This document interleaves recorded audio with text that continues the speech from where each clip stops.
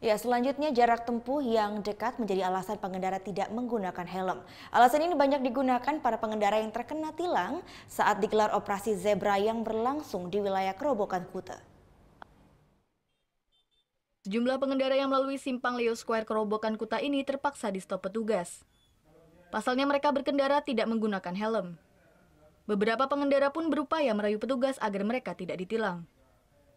Seperti warga negara asing ini, meski akhirnya tetap ditilang, namun petugas memberikan helm gratis kepada pengendara tersebut. Tidak hanya warga asing, warga lokal juga terjaring dalam operasi Zebra Agung 2018. Sebagian besar mereka beralasan karena jarak tempuh yang dekat. Semua ke pom.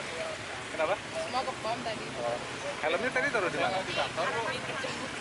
Kasat Lantas Polres Badung Ibnu Kanisius mengungkapkan dari hasil operasi Zebra yang berlangsung selama 2 minggu, sebagian besar pelanggaran karena tidak menggunakan helm, sabuk keselamatan, dan pengendara di bawah umur. Itu lokal memang paling banyak melanggar lalu lintas. Tapi tidak dipungkiri juga dari pihak foreigner yang datang ke Bali juga banyak.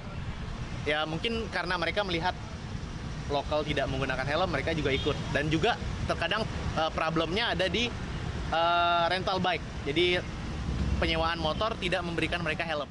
Operasi Zebra 2018 digelar serentak di seluruh Indonesia, mulai dari tanggal 30 Oktober hingga 12 November.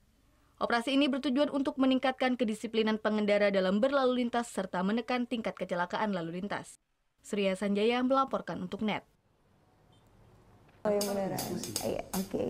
Tapi gue pernah. Nah, udah kan untuk beritanya? Jangan lupa di-subscribe, di-like, dan juga di-komen ya akun YouTube dari Net Bali. Terima kasih udah subscribe. Yang belum, jangan sampai lupa. Di sebelah sini nih.